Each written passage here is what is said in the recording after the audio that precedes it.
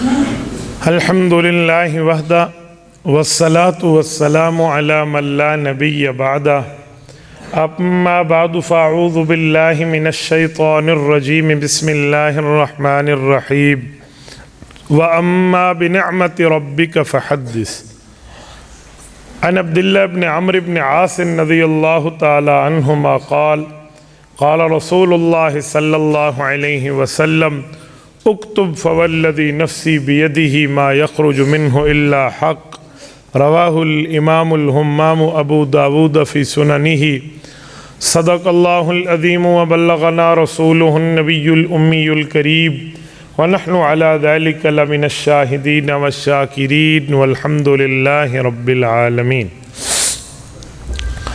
معزز دوستو، آج 21 فروری 2022 بروز پیر ہے اور علاقہ چھچ ضلع اٹک تحصیل ہزرو علاقہ غور گشتی میں اپنے برادر عزیز مولانا مفتی عبدالستار اللہ ان کی عمر میں، ان کے احباب میں، ان کے اداروں میں برکات عطا فرمائے، ان کی دعوت پرخلوص پر آپ کی خدمت میں ہمیشہ کی طرح موجود ہوں۔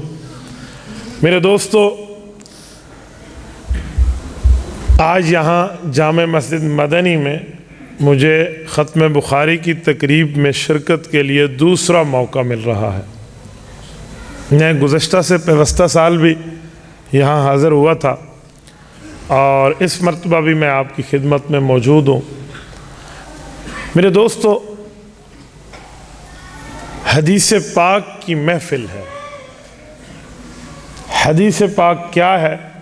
میں چاہوں گا کہ مولویوں کی باتیں آپ کو عوامی زبان میں سمجھاؤں تاکہ آپ یہاں سے اٹھنے کے بعد یہ پیغام لے کر جائیں کہ حدیث پاک کا مقام اور مرتبہ کس حیثیت کا حامل ہے۔ اب ذرا توجہ آپ نے میری طرف رکھنی ہے۔ مجھے مصحف نے ڈیوٹی لگائی ہے بھی آپ نے عوامی لہجہ استعمال کرنا ہے، تو میں چاہوں گا عوامی لہجہ، لیکن تب جب آپ کی نظریں میری نظروں سے ٹکرا رہی ہوں اور آپ میری آنکھوں میں آنکھیں ڈال کر بات سنیں نا، تو انشاءاللہ تعالیٰ آپ کا وقت ضائع نہیں ہوگا۔ دیکھیں، قرآن پاک بھی اللہ کا پیغام ہے اور حدیث پاک بھی اللہ کا پیغام ہے۔ میرے لفظ ذہن میں رکھنا، قرآن بھی آسمان سے آیا ہے اور حدیث پاک بھی آسمان سے آئی ہے۔ شاید کوئی سوچ رہا ہو کہ مفتی صاحب نے ایسے لفظ ملایا ہے کہ قرآن تو آسمان سے، حدیث زمین سے آئی ہے۔ جی نہیں، میں اس پر آیت پڑھ سکتا ہوں کہ حدیث بھی آسمان سے آئی ہے۔ دلیل قرآن کریم، سورت نمبر 3 سورت نمبر 4 سورت نساء، آیت نمبر 113 113۔ رب کریم فرماتے ہیں وَأَنزَلَ اللَّهُ عَلَيْكَ الْكِتَابَ وَالْحِكْمَةَ، محبوبہ میں نے آپ پر قرآن بھی نازل کیا ہے اور حدیث بھی نازل کی ہے۔ وَعَلَّمَكَ، اور آپ کو قرآن حدیث اتار کے وہ پڑھایا ہے مَا لَمْ تَكُنْ تَعْلَمْ، جو اس سے پہلے آپ نہیں جانتے تھے۔ وَكَانَ فَضْلُ اللَّهِ عَلَيْكَ عَظِيمًا، قرآن اور حدیث کا نازل کرنا اور آپ کو پڑھا دینا آپ پر اللہ کا بہت بڑا فضل اور کرم ہے۔ تو یہ آیت بتاتی ہے قرآن بھی آسمان سے آیا ہے اور حدیث پاک بھی آسمان سے آئی ہے، پہلی بات۔ دوسری بات، توجہ رکھتا جانا، جب قرآن بھی آسمان سے اور حدیث بھی آسمان سے تو فرق کیا ہے پھر؟ قرآن اور حدیث کا کیا فرق ہے؟ ایک فرق ہے، قرآن کریم میں لفظ بھی اللہ کے ہیں اور مطلب بھی اللہ کا ہے۔ ہم قرآن کے لفظ چینج نہیں کر سکتے، ایک لفظ کے لیے کئی مطلب ہوں، آپ بدل نہیں سکتے، آپ وہی کہیں گے جو لفظ لکھا ہوا ہے۔ وہاں کتابن لکھا ہوا ہے تو کتابن ہی پڑھنا ہے، کسی اور لفظوں میں کتاب کا معنی بنتا ہے تو وہ نہیں پڑھ سکتے، وہی لفظ ہے۔ لفظ بھی اللہ کے ہیں، مطلب بھی اللہ کا ہے جو اس کا مفہوم بنتا ہے۔ اور حدیث پاک مطلب اللہ کا ہے، لفظوں کا انتخاب رسول اللہ کا ہے۔ یہ فرق ہے. آسانی سے آپ کو سمجھا دو. معاشرے میں 2 قسم کے انویٹیشن کارڈ چلتے ہیں، دعوت نامے. کسی تقریب میں کسی کو بلانا ہونا، 2 قسم کے دعوت نامے ہیں. ایک وہ ہے جو صاحب دعوت لکھ کر سب کو پرنٹ کر کے دیتا ہے، یہ لو یہ لو یہ لو یہ لو. اور دوسرا کسی ایک بندے کے ذمہ لگاتے کہ جاؤ ادھر پیغامات دے کر آؤ، لوگوں کو اعلانات کر کے آؤ. تو جو پہلا ہے نا، لکھ کر دیا ہے، اس میں دعوت والے کے لفظ بھی اپنے ہیں اور مطلب بھی اپنا ہے. اور جو اس نے کسی کے ذمہ پیغام لگایا نا کہ جاؤ لوگوں کو بتا کے آؤ، تو مطلب تو اس کا وہ کہے گا لیکن لفظ وہ اپنے بولے گا. کہیں کہے گا ان کے بیٹے کی شادی ہے، کہیں گا ان کا تقریب نکاح ہے، کہیں کہے گا ان کی خوشی ہے، کہیں کہیں گے فرض ادا کر رہے ہیں، کہیں کہے گا ایمان مکمل ہو رہا ہے. لفظ اپنے ہوں گے، مطلب ان کا ہوگا. ویسے ہی قرآن اور حدیث کو سمجھ جائیں کہ قرآن میں لفظ بھی اللہ کے ہیں، مطلب بھی اللہ کا ہے. اور حدیث میں مطلب تو اللہ کا ہے، لفظوں کا انتخاب رسول اللہ صلی اللہ علیہ وسلم کا. یہ دوسرا فرق، دوسرا نمبر. تیسری بات، حدیث پاک اتنی اہمیت کی حامل چیز ہے کہ حدیث کو اگر کوئی انکار کر دے تو وہ قرآن کو مان ہی نہیں سکتا. آپ کہیں گے کیسے؟ 2 باتیں ذرا غور سے سننا. یہ تیسرا پوائنٹ دے رہا ہوں. دلیل جب بندہ پیش کرتا ہے تو پہلا نمبر قرآن کا، دوسرا نمبر حضور کے فرمان کا. یہ دلیل میں قرآن پہلے ہے. کسی مسئلے پر دلیل دینی ہو، آیت پہلے پھر حدیث. ثبوت دکھانا ہو، آیت پہلے پھر حدیث. عقیدہ بتانا ہو، آیت پہلے پھر حدیث. نظریہ دینا ہو، قرآن پہلے پھر حدیث. لیکن جب ایمان لانا ہو، دلیل دینا نہیں، ایمان لانا ہو تو حدیث پہلے ہے، قرآن بعد میں. آپ کہیں گے کیسے؟ کوئی مثال، کوئی ایگزامپل؟ تو پھر سنیں. ہم ایمان لا رہے ہیں اللہ کی کتاب سچی ہے، اللہ کی شریعت سچی ہے، اللہ کا دین سچا ہے، اللہ کی طرف سے جو ایمان دیا گیا وہ برحق ہے. ہم ایمان لا رہے ہیں. مثلا یہ قرآن جن بچوں کے سر پہ ابھی دستار سجی ہے، انہوں نے اللہ کی کتاب پڑھی ہے، تو ٹھیک ہے بھائی. تو یہ اللہ کی کتاب ہے. یہ کس نے بتایا؟ رسول اللہ نے صلی اللہ علیہ وسلم. اب سنو، اگر ہم رسول اللہ کی بات کو سچا نہ مانتے تو بتاؤ ہم قرآن کو سچا مان سکتے؟ بولیے. نعوذ باللہ کوئی نبی کی بات کو جھوٹا کہہ دے کہ میں نہیں مانتا ان کی بات، مجھے سچے نہیں لگتے، نعوذ باللہ الیاذ باللہ، تو وہ قرآن کو سچا مانے گا کہ اللہ کی کتاب ہے؟ نہیں. تو پہلے وہ نبی کی بات کو صادق المصدوق ذات مان کے سچا مانے گا کہ حضور سچ فرما رہے ہیں، یہ اللہ کی کتاب ہے، تو پھر قرآن کو سچا مانے گا. تو پہلے ایمان حدیث پر ہوا، پھر ایمان قرآن پر ہوا. یہ تیسرا پوائنٹ ہے. چوتھا پوائنٹ، حدیث پاک کی اہمیت، رتبہ، مقام، درجہ، حیثیت و ویلیو کے لیے چوتھی بات یہ ہے کہ حدیث رسول اللہ صلی اللہ علیہ وآلہ وسلم جو فرما دیں تو بعض اوقات رب کریم فرماتے ہیں گویا وہ میں نے فرمایا ہے، حالانکہ اس پہ آیت نہیں ہوتی، حدیث ہوتی ہے. یہ چوتھی بات ہے. اللہ فرماتے ہیں وہ میں نے کہا ہے. تو بھائی آیت تو ہے نہیں، اللہ نے کیسے کہا ہے؟ تو وہ اللہ رب العزت حضور کے دل پر القاء کرتے ہیں، الہام کرتے ہیں، دل میں بات ڈالتے ہیں، حضور اس کو حدیث میں سناتے ہیں. وہ لفظ حضور کے ہوتے ہیں، بات اللہ کی ہوتی ہے. یہ کہاں ہوا ہے، کس جگہ ہوا ہے، کس موقع پر ہوا ہے، اس کا کوئی ثبوت، کوئی دلیل، کوئی مثال، کوئی ایگزامپل. دوسرے سپارے کا پہلا صفحہ. رسول اللہ صلی اللہ علیہ وسلم کے دل اقدس میں ایک خواہش اٹھتی، توجہ، ایک خواہش اٹھتی، نیڈ، ضرورت، चाहत, उमंग, तमन्नी उठती कि मौला मैंने हिजरत तो कर ली है मक्का से, मदीना आ गया हूँ, अब हमारा किबला जो है वो शुमाल की तरफ, जो हमें पाकिस्तान में शुमाल बनता है, बैतुल मुक़द्दस है। 17 महीने गुजर गए हैं, मौला हम इस तरफ मुंह करके नमाज पढ़ते हैं। अल्लाह तेरे नबी की चाहत ये है कि तू हमें बैतुल्लाह किबला बना के दे दे। ये हुजूर की चाहत थी, दिल में रिसालत माब की चाहत थी, लेकिन दिल ही दिल तक था। तो रब्बे करीम ने फरमाया फलनुवल्लियन्नका किबलतन तरज़ाहा, महबूबम मैंने आपकी ख्वाहिश को पूरा करना है, आपकी बात को तस्लीम करके इसी तरह ही करना है। लेकिन अभी सबर, हकीम पुर हिकमत बात कर रहा है, एक वक्त आएगा मैं तुम्हें तुम्हारा किबला दे दूंगा। कद नरा तक़ल्लुब वजहिक फिस्समा, मैंने आपकी तड़प को देख लिया है। ये रब्बे करीम ने हुजूर से वादा कर लिया। ये अल्लाह और अल्लाह के रसूल के मामलात आपस में रह गए। बनु सलमा की मस्जिद है, ज़ोहर की नमाज है, मदीना तैयबा है, 2 रकात अल्लाह के रसूल पढ़ा चुके हैं। तीसरी रकात पे उठने लग गए तो आयत आ गई है फवल्ली वजहका शतरल मस्जिदिल हराम। दौरान नमाज, सलाम के बाद नहीं, अभी अभी आप यहां से मुंह छोड़िए और किबला बैतुल्लाह की तरफ मुंह कीजिए। मदीना में एक इत्तेफाक है, इधर तो साइड अपोजिट नहीं है। हमारे अगर किबले की तरफ मुंह करो तो दाईं साइड बैतुल मुक़द्दस बनती है और हमारे सामने वाली साइड बैतुल्लाह है, उधर यूं नहीं है। वलाकिन शर्रिकू वगर्रिबू, मदीना के किबले की तरतीब और है।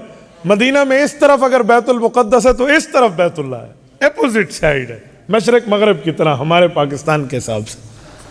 हुज़ूर पाक अलैहिस्सलाम ने एक तरफ से छोड़ा, सफ चीरते हुए दूसरी तरफ तशरीफ लाए, सारे सहाबा भी पीछे फिर गए। यार जब इमाम जिस तरफ मुंह कर ले तो मुक्तदियों को भी उसी तरफ ही है ना। उन्होंने कहा काबा काबतुल्लाह अपनी जगह, हमारे लिए इमाम रसूलुल्लाह है। सहाबा किराम भी हुजूर के साथ घूम, जब घूम गए उधर, अल्लाह आपको मदीना तैयबा ले जाए और अल्लाह आपकी बरकत से हम सबको ले जाए। मदीना तैयबा में आप जाइए, आज भी ये मस्जिद कायम और दायम है और उस मस्जिद का नाम है मस्जिद क़िबलतैन, डबल किबलों वाली मस्जिद। क्या मतलब भाई, किबला तो एक ही है? जी नहीं, यहाँ वो यादगार मौजूद है जहाँ महबूब मुस्तफ़ा ने दौरान नमाज आयत पे अमल करके दिखाया, एक जगह छोड़ा दूसरे को अपनाया। ये है मस्जिद क़िबलतैन। आप जाइए ना रोमा पे, हज़रत उस्मान गनी रज़ी ने जो ख़रीद के इस्लाम को वक़फ़ किया था यहूदी से कुआं, उस रास्ते में ये बनु सलमा की मस्जिद आती है, मस्जिद क़िबलतैन। तो जो रिसालत महब अलैहिस्सलाम ने जब मुंह फेर के इधर मुंह कर लिया ना, जब किबला तब्दील हुआ तो वो लोगों ने बातें करना शुरू की, एतराज़ात मुखालिफिन की तरफ से आए। कहा इनका तो किबला ही एक नहीं है, इनकी तो साइड ही एक नहीं है, इनका तो एक तरफ इबादत की जहत ही नहीं है, कभी इधर मुंह तो कभी इधर मुंह, तो आज इधर किया तो कल उधर कर लेगा। एतराज़ात लगा दिया। रब्बे करीम ने हुज़ूर पाक को तसल्ली देते हुए फरमाया, दूसरा पारा शुरू हो रहा है, पहला लफ्ज़ सयक़ूलुस्सुफ़हाउ मिनन्नासि मा वल्लाहुम अन क़िबलतिहिमुल्लती कानू अलैहा क़ुल लिल्लाहिल मशरिक़ु वल मग़रिब। महबूबम ये एतराज़ात आएंगे, छोड़ दे, ये मेरा काम है। रब ने जवाब दिया वमा जअलनल क़िबलतल्लती कुन्ता अलैहा, जहाँ पहले तरफ मुँह करके हुज़ूर नमाज पढ़ते थे वो भी हुक्म हमारा, जहाँ अब मुँह करके नमाज पढ़ रहे हैं ये हुक्म भी हमारा। ये आयत उतरी। अब सुनो सुनो, जिस मसले पर मैंने बात चलाई है वो हुक्म भी हमारा, ये हुक्म भी हमारा। वमा जअलनल क़िबलतल्लती कुन्ता अलैहा, बैतुल मुक़द्दस की तरफ मुँह करने का हुक्म हमने दिया, ये अल्लाह फरमाते। अब आओ जो मैं पूछना चाह रहा था, पूरा कुरान खोल लो, अल्लाह ने यह हुक्म किस आयत में दिया है? आयत में मौजूद नहीं है। किस सूरत में दिया है? सूरत में मौजूद नहीं है। किस पारे में दिया है? किसी पारे में मौजूद नहीं है। تو پھر اللہ کیوں فرماتے ہیں وما جعلنا، وہ ہم نے حکم دیا تھا؟ کہ ماں نافیہ نہیں ہے، ماں موصولہ ہے، ہم نے حکم دیا۔ تو اللہ جو آپ نے حکم دیا وہ قرآن میں ہوتا، تو قرآن میں تو حکم نہیں ہے کہ بیت المقدس کی طرف منہ کرو، قرآن میں تو بیت اللہ والا حکم ہے جو آپ نے تبدیل کیا ہے۔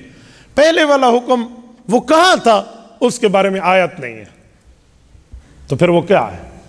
اللہ جب آپ نے کہہ دیا کہ حکم ہم نے دیا تو آیت ہونی چاہیے، آیت تو نہیں ہے۔ اب یہ دو جواب ہیں، ایک جواب ہے کافرانہ سوچ، ایک جواب ہے مسلمانہ سوچ۔ کافرانہ سوچ یہ ہے کہ قرآن پاک میں صحابہ اور اہل بیت نے تبدیلیاں کر دی ہیں، نعوذ باللہ، اس لیے ہم نہیں مانتے۔ قرآن میں نعوذ باللہ رد و بدل ہے، یہ کافرانہ سوچ ہے۔ کیوں؟ انا نحن نزلنا الذکر و انا لہ لحافظون، حفاظت ربانی ہے اس پر، رب کا پیرا اور نگرانی ہے اس پر، اسے کوئی مائی کا لال بدل نہیں سکتا۔ تو اسلامیانہ سوچ کیا ہے؟ مسلمان کی سوچ کیا ہے؟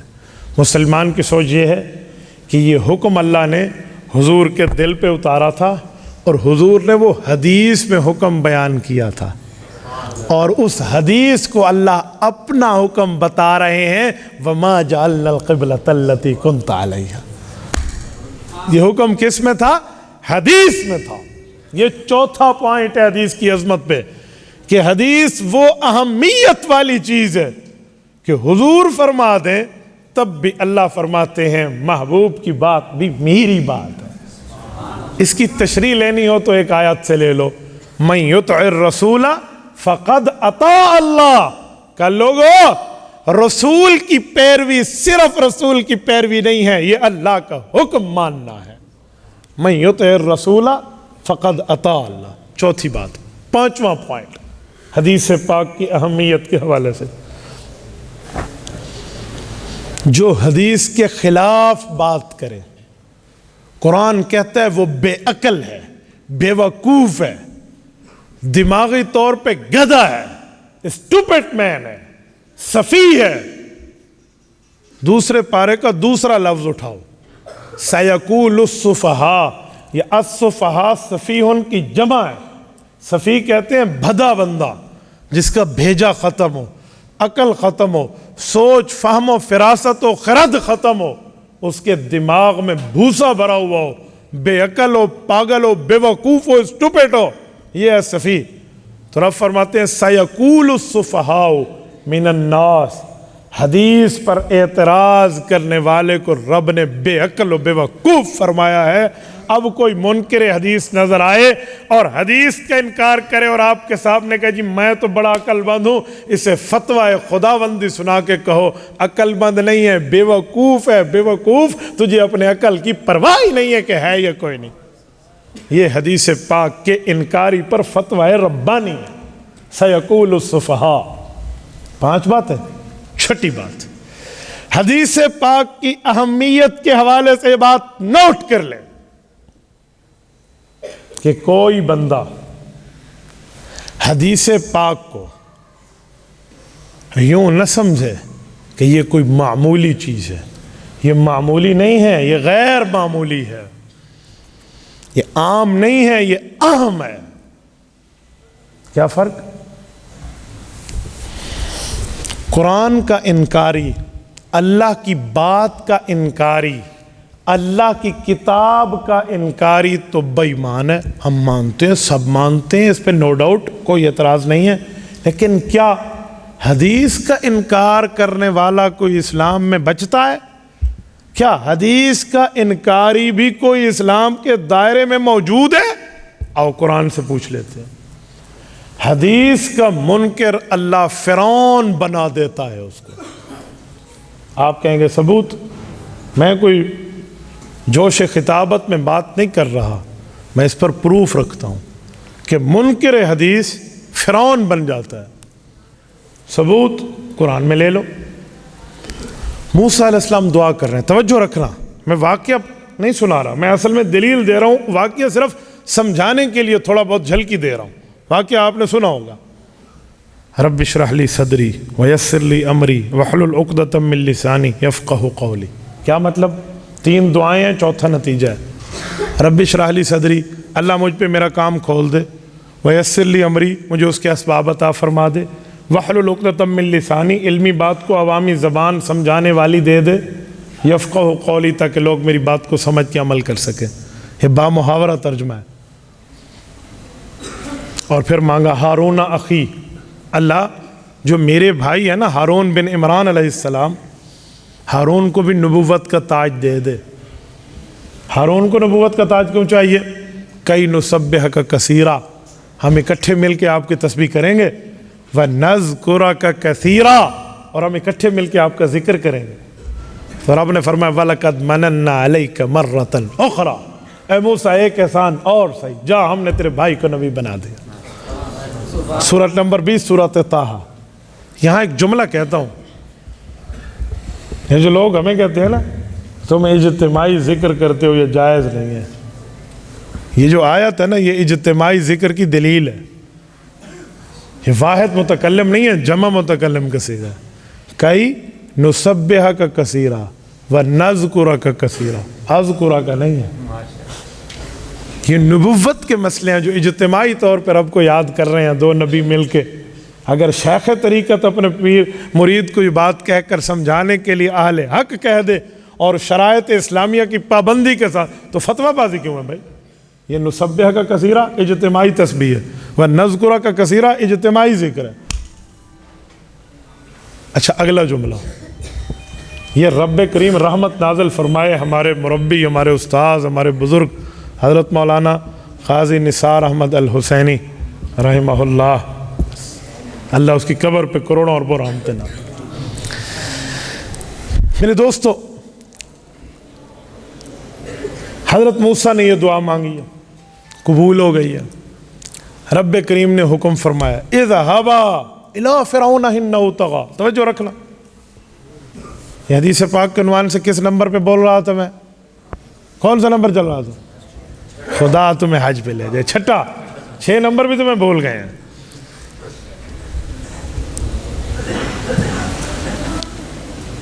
جاؤ فرعون کے پاس، وہ سرکش ہو گیا، جا رہے ہیں اللہ، کیا کریں؟ فقولا لہ قولا لینا، نرم بات کرنا، لعلہ یتذکر، ہو سکتا ہے نصیحت پکڑ لے، او یخشا، یا اللہ سے ڈر جائے۔ چلے گئے، بات ہو گئی، فرعون کو دعوت دی، فرعون نے نہ مانی۔ کیا کہا؟ تم جادوگر ہو، میں بھی جادوگر بلاتا ہوں۔ وہ بیوقوف کا دماغ خراب تھا، اس نے اپنے جادوگر بلائے، 70,000 بندوں کو پیسے کو وعدے اور یہ اور وہ اور فلاں۔ حضرت موسیٰ علیہ السلام آئے اور اس نے 70,000 جادوگروں کو کہا کہ پھینکو ان کے سامنے رسیاں۔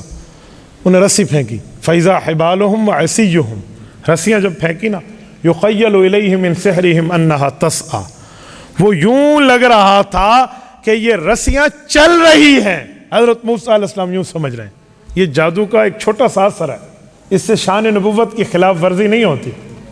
نبوت پہ اس طرح کا اثر آ جانا دین پہ اثر نہیں ہوتا۔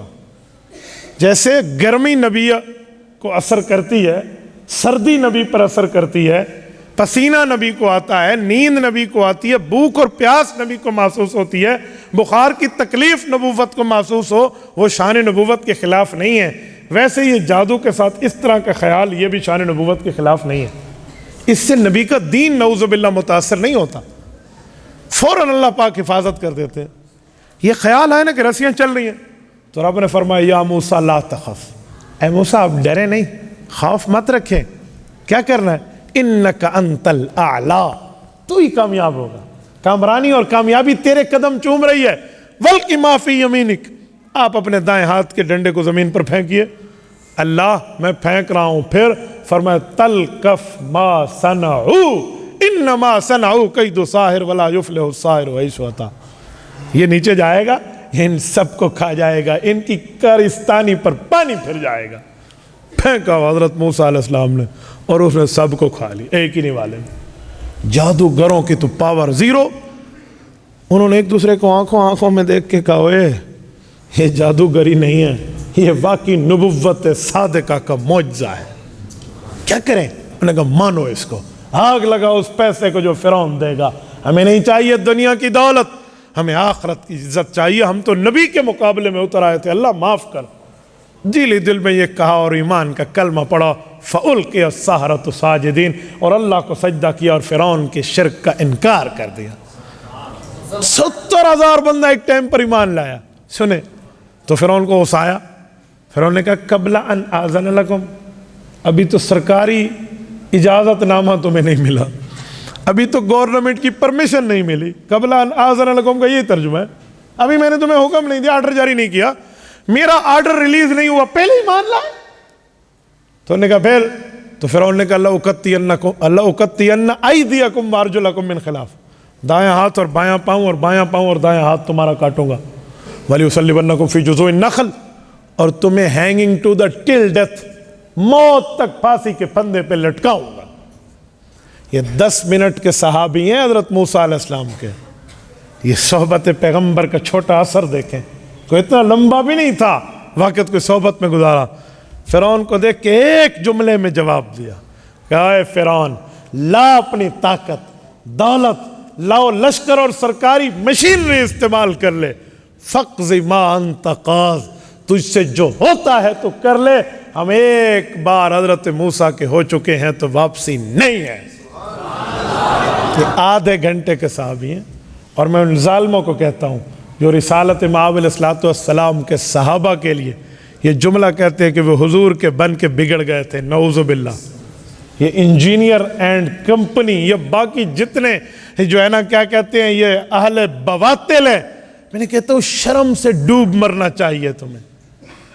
آدھے گھنٹے سے بھی کم وقت کا صحابی ہے حضرت موسیٰ کا، وہ نہیں بدلا، فرعونی طاقت کے باوجود بھی نہیں بدلا، فرعونی لا لشکر کے باوجود بھی نہیں بدلا، دھوس دھمکی کے باوجود بھی نہیں بدلا۔ اور یہ لوگ ہم الذی ادرکوا صحبۃ النبی مع الایمان وماتوا علیہ، یہ وہ ہیں جنہوں نے زندگیاں حضور پاک کی حفاظت پر وقف کر دی ہیں۔ یہ کیسے بدلے ہیں؟ یہ دماغ ہونا چاہیے، یہ کیسے بدلے ہیں؟ صحبت پیغمبر کو مذاق کی چیز ہے؟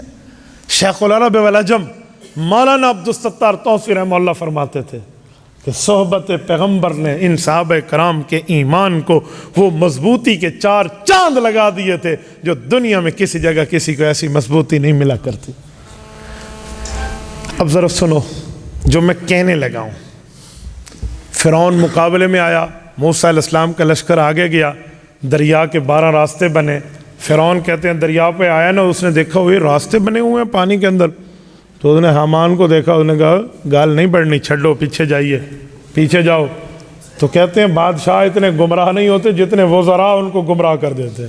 تو حامان نے کہا او جی کمال کر دیو، کمال ہے، یہ آپ کے لیے تو راستے بنے، اندر گھوڑا ڈال دیں۔ ویسے ٹھیک ہی کہا تھا، اس نے تیرے لیے بنے۔ اس نے گھوڑا اندر ڈالا، فغشیہم من الیم ما غشیہم، ڈوب گیا۔ اور قرآن کہتے ہیں واغرقنا آل فرعون وانتم تنظرون، وہ غرق ہو گئے اور تم دیکھ رہے تھے۔ وانتم تنظرون کی واو حالیہ ہے، جدید زبان میں اس کا ترجمہ ہوگا تم لائیو دیکھ رہے تھے، واو حالیہ ہے نا، براہ راست دیکھ رہے تھے۔ ہو گیا۔ اب سنو جو میں جملہ 6 نمبر پر حدیث پہ کہہ رہا ہوں۔ کیا کہہ رہا ہوں؟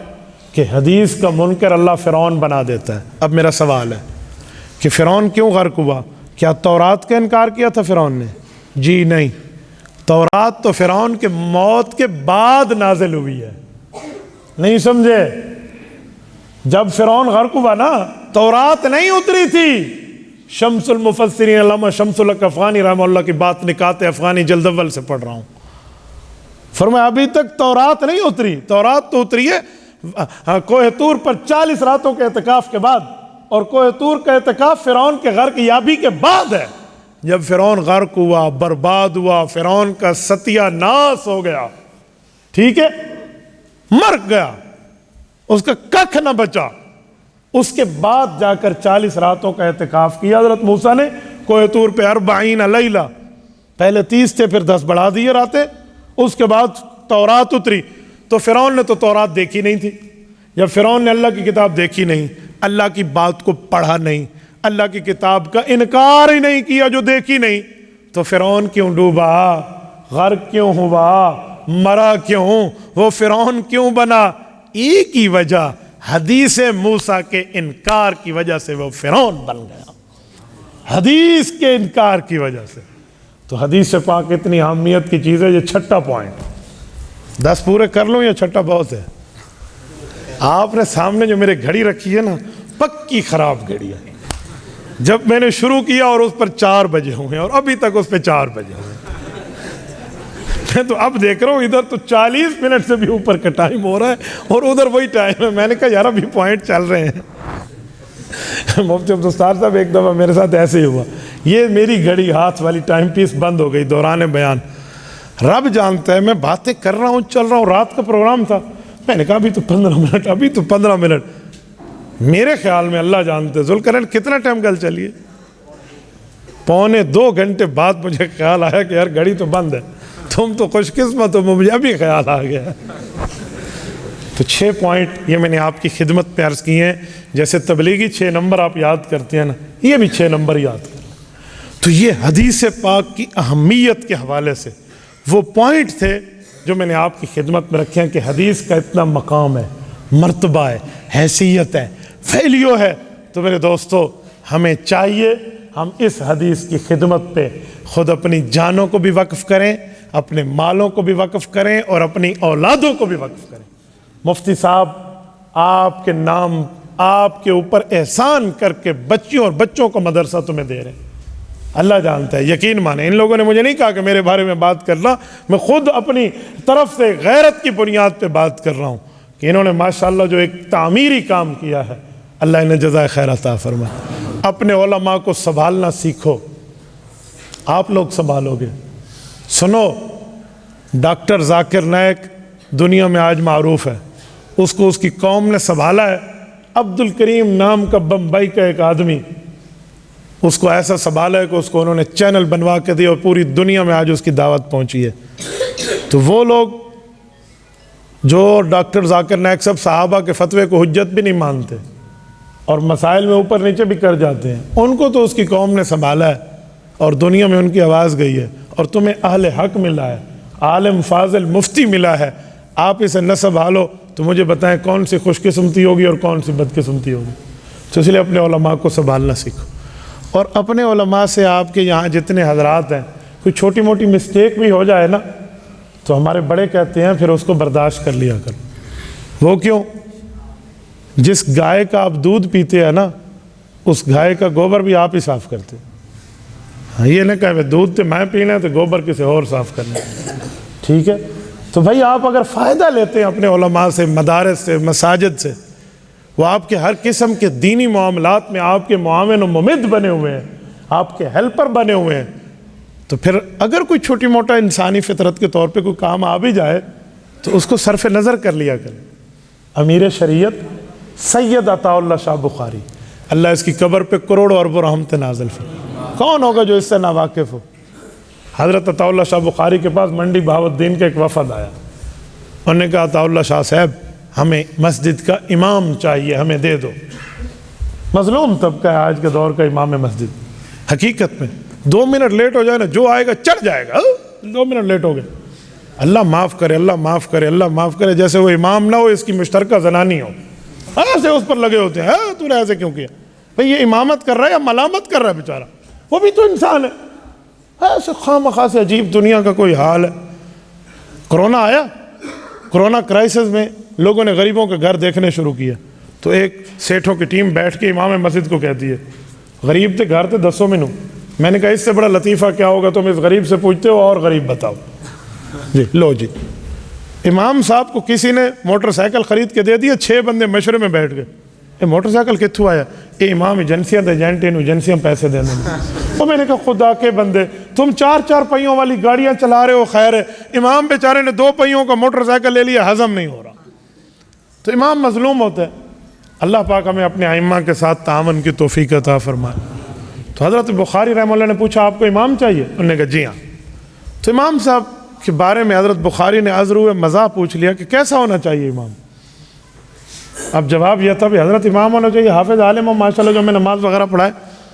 وہ وفد بھی کوئی پتہ نہیں رنگین مزاج والا تھا, اور بول اس کے سامنے رہے تھے جس کی زبان سے مرزا قادیانیت کی ذریت پناہ مانگ گئی تھی. اسے کہتے ہیں امام ہونا چاہیے, حافظ ہو, عالم ہو, قاری ہو, मुजव्विद हो, मुफ्ती हो, खूबसूरत हो, चिट्टा बग्गा भूरा हो, लालची ना हो, तनख्वाह का ज़्यादा मुतालबा ना करे, सीना चौड़ा हो, ऊंची कौम का हो, वाह हो, सखी हो, ये हो वो हो, पूरी लिस्ट बना दी। हज़रत ताउला शाह बुखारी यूँ सुनते सुनते यूँ टेक लगा। जब टेक लगाया ना, उन्होंने कहा हज़रत क्या हुआ? कहा तुम मेरी मेहनत पे पानी फेरने आए हो? वो डर गए। उन्होंने कहा हज़रत क्या हुआ? कहा मैं सारी ज़िंदगी ये मेहनत कर रहा हूँ कि हुज़ूर पाक अलैहिस्सलाम आखिरी नबी है, हुज़ूर के बाद नया नबी पैदा नहीं होगा, और तुम जो सिफतें बता रहे हो ना कि सब अच्छाइयाँ उसमें हो, न वो किसी से पैसे मांगे, न ज़रूरियात की बात हो, बस वो लिल्ला फिल्ला, ये सिफत मौलवी की नहीं है, ये सिफत नबी की है। इन अजरिया इल्ला अला रब्बिल आलमीन जो कहे, और खुदा के बंदे जो मौलवी होगा वो चिट्टा भी होगा, काला भी होगा, सफ़ेद भी हो सकता है, काला भी हो सकता है, ऊंचे ख़ानदान का भी हो सकता है, छोटे ख़ानदान का भी हो सकता है, खूबसूरत भी हो सकता है, भदा भी हो सकता है। अच्छा, हो सकता है किसी मसले में छोटी मोटी कोई लालच ही कर जाए। अच्छा, किसी मसले में तनख्वाह का मुतालबा तो मैं कह दे कि मेरे बीवी बच्चे हैं, कुछ मेरे साथ गुजारा कर लो यार, तो इस तरह की कुछ बातें कह सकते हैं। अच्छा, कभी गलती भी कर जाए, तुमने 100% गलतियों से प्रूफ बंदा मांगना है, तो फिर तुम्हें नबी चाहिए, मौलवी नहीं चाहिए तुम्हें। उनको एहसास हुआ कि बाकी हमसे गलती हुई, हमें ऐसी शर्तें नहीं लगानी चाहिए थी। तो भाई मैं आप लोगों को भी कहता हूँ कि अपने इन उलमा के लिए, इन मदरसे वालों के लिए वही कानून रखो जो अपने लिए आपने रखे हैं। आप रोटी खाते हैं तो ये चोची नहीं खाते, आप अगर मुंह से खाते हैं तो कान से निवाला नहीं खाते, ये भी आपकी तरह इंसान है। थोड़ा इनको भी इंसानियत के मामलात में समझा करें, कोई नरमी दिया करें। मेरे एक शागिर्द है, एक जगह इमाम है, मैं वहाँ गया तो वहाँ 2-4 बाबे जान थे, मेरे पास आ गए, मुफ्ती साहब तेरे शागिर्द से हमें इख्तलाफ है। मैंने कहा ओह फिर कोई मुसीबत खड़ी हो गई। मैं क्या हुआ? ये इमाम तहज्जुद नहीं पढ़ता। मैंने कहा खुदा तुम्हें, मैंने कहा खुदा के बंदे, इमाम के ऊपर तहज्जुद नफल है, वो पढ़े न पढ़े उसके खुदा का वास्ता है, तुम्हें क्या तकलीफ है? नहीं ये तहज्जुद नहीं पढ़ता। मैंने कहा तुम सारे पढ़ते हो, तेरी बीवी तहज्जुद पढ़ती है? कहते नहीं। मैंने कहा उसको छੱਡ दे, फिर छोड़ दे। कहते नहीं बीवी का काम बीवी वाला है। तो मैंने कहा इमाम का काम तहज्जुद वाला नहीं है, नमाजों वाला है। तेरा दिमाग खराब है। ऐसे अजीब एतराज। अच्छा वो पढ़े या ना पढ़े, तुझे दिखा कर पढ़ेगा ओ कमेटी का सदर साहब मैं तहज्जुद की 2 नफल पढ़ रहा हूँ, चल लो जी। अजीब दुनिया में लोगों के। एक बात मैं आपको कहूँ, एक इमाम पे एतराज है, ये सुन्नत घर से पढ़ के आता है ना, ये सुनते नहीं पढ़ता। जब पता किया तो इमाम साहब सुन्नत घर से पढ़ के आते थे, क्योंकि हदीस में है कि सुन्नत और जो नवाफिल है वो घर में पढ़ो, घर को कब्रिस्तान न बना। तो ये सारे कहते थे इमाम सुनते नहीं पढ़ता, हालांकि वो बेचारा पढ़ता था। एक जगह मैं गया तो मुझे किसी ने पर्ची दी, उनका इमाम जो था ना, नौजवान बच्चा था, वो किसी होटल पे ऐसे गुजरता हुआ चाय वाय उसने पी, तो मैच लगा हुआ था इंडिया पाकिस्तान का। तो इंडिया पाकिस्तान का जब मैच हो तो हम सारे मैच वाले बन जाते हैं ना, एक मिजाज है हमारा अंदर से, अब जीतना चाहिए पाकिस्तान चाहे जो भी हो। तो इमाम साहब भी ठहर गए, वो छक्का चौका ये वो उसने देखे। बहरहाल नमाज का टाइम वो मस्जिद आ गई। अब मौलवियों के ऊपर तो बस सख्ती पड़ गई, आवाम ने मसले पूछना शुरू कर दिया, जो मौलवी मैच देखे इसके पीछे नमाज होती है।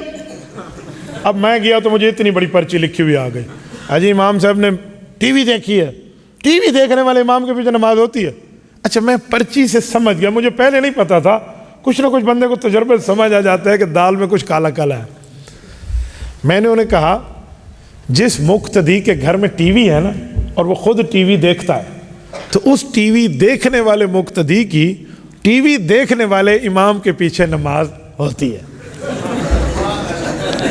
जैसे सुभान अल्लाह की आवाज़ आई है ना, ऐसे इमाम की सुभान अल्लाह की आवाज़ है। वाह आज ही कमाल कर देते हैं मौलवी साहब। मैंने कहा खुदा के बंदे, तुम कोई हज़रत शेख अब्दुल कादिर जिलानी महबूब सुबानी ज़िल्ले रहमानी हो जो तुम इतने बड़े मुक्तदी और इमाम गलतकारी करता है?